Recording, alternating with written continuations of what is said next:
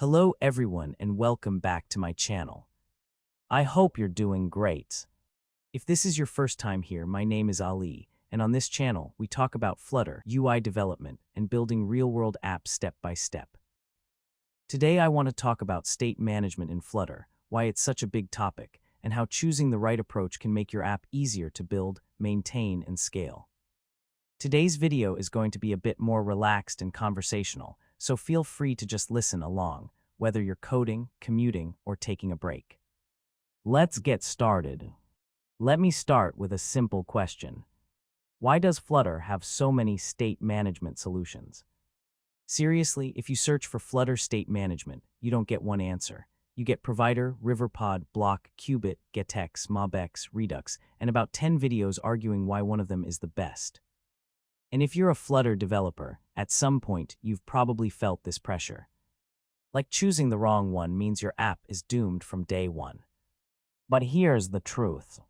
State management is not about picking the most popular package. It's about understanding how your app thinks, how your data flows, and how your UI reacts to change. In this video, we're not going to crown a winner. We're going to break down how the most popular Flutter state management approaches actually work, what problems they solve, and why they even exist in the first place. So whether you're just starting with Flutter or you've been building apps for years and still feel unsure about this topic, stay with me. By the end of this video, you won't just know the names of these tools. You'll know exactly when and why to use each one. And once you see that, choosing a state management solution stops being stressful and starts making sense. All right, let's talk about Flutter state management. If you've been building Flutter apps for a while, you've probably noticed something interesting. People don't argue much about widgets or layouts or even animations. But the moment state management comes up, suddenly everyone has a very strong opinion. Provider is the best. No, Riverpod is better. Bloc is the only serious choice. GetX is faster. Redux is overkill. And if you're new to Flutter, all of this can feel overwhelming. So today, I don't want to convince you to use one specific solution. I want to help you understand why state management exists in the first place and how these different approaches actually think about the problem. Because once you understand that, choosing the right tool becomes much easier. Let's start with the most basic question. What do we even mean when we say state in Flutter? State is simply data that can change over time and affects what the user sees on the screen. A counter value, a loading indicator, whether a user is logged in or not, the list of items coming from an API, the current theme, light or dark, all of these are state. Flutter is declarative, which means you don't manually update the UI. Instead, you describe what the UI should look like for a given state, and Flutter takes care of the rest. That sounds great, but it also creates a challenge. When the state changes, how do we update the UI cleanly? How do we share state between screens? How do we keep business logic out of our widgets? That's where state management comes in. In very small apps, this isn't a big deal. You can just use setState, rebuild the widget, and move on with your life. And honestly, setState is not bad. It's simple, it's built into Flutter, and it works perfectly fine for local state.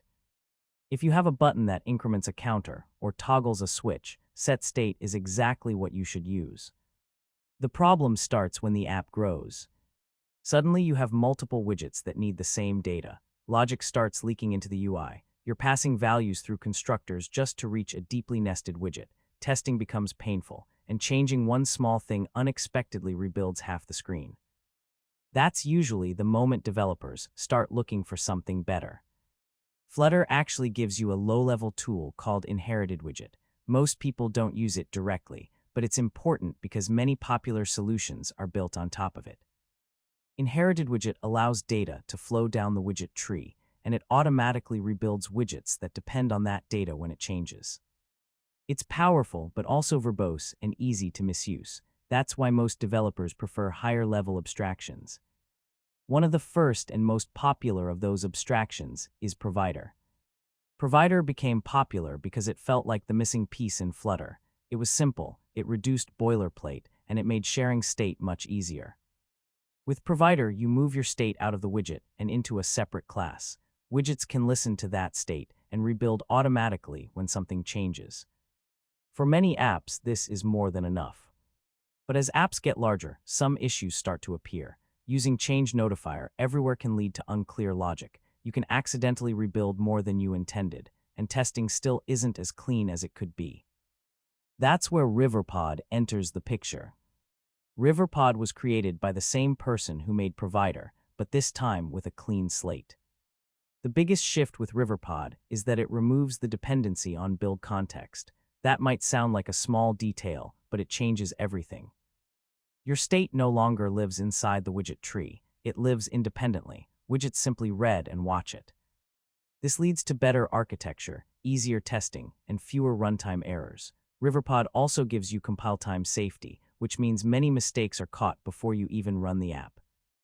There is a bit of a learning curve, but once it clicks, many developers never want to go back. Now let's talk about Bloc, because this is where the conversation usually gets more serious.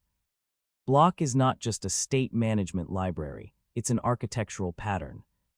The idea is simple: events go in, states come out. The UI does not contain business logic, it only reacts to state changes. Everything is explicit, nothing happens magically. This makes Bloc extremely predictable. When something goes wrong, you can trace exactly why it happened. Cubit is a lighter version of Bloc. It removes events and lets you call methods directly, while still keeping the same structured mindset. Bloc really shines in large apps, especially when multiple developers are working on the same codebase. It's verbose, yes, but that verbosity buys you clarity and long-term maintainability. Then there's Redux. Redux was very influential, especially for developers coming from the web world. It enforces a single global state, immutable updates, and pure functions. It's incredibly predictable, but also very heavy. In modern Flutter development, Redux is used much less than it used to be, mainly because other solutions offer similar benefits with far less complexity. Another interesting approach is MobX. MobX is reactive. Instead of wiring everything manually, you mark state as observable, and the UI reacts automatically when it changes. For some developers, this feels incredibly natural. You write less code, and things just work. For others, it feels too magical. When everything is automatic, it can be harder to understand why something rebuilt or changed. MobX is great if you like reactive programming and fast development, but it does require trust in the system. And then there's GetX. GetX is kind of an all-in-one solution. State management, navigation, dependency injection, and utilities, all in one package. It's very fast to work with, especially for small to medium apps. You can build features quickly with very little boilerplate. The downside is that it's easy to couple things too tightly if you're not careful.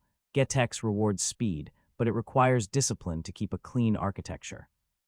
When you zoom out, you realize that these tools are not just different APIs. They represent different ways of thinking. Some approaches are UI-driven, some are reactive, some are event-based and strict, some prioritize speed and convenience. There is no universal best choice.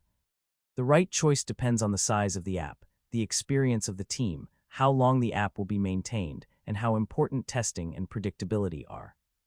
For a small app, simplicity usually wins. For a medium-sized app, structure becomes more important. For large apps, clarity and consistency matter more than speed. The most important thing is not which library you choose, but whether your code is understandable 6 months from now.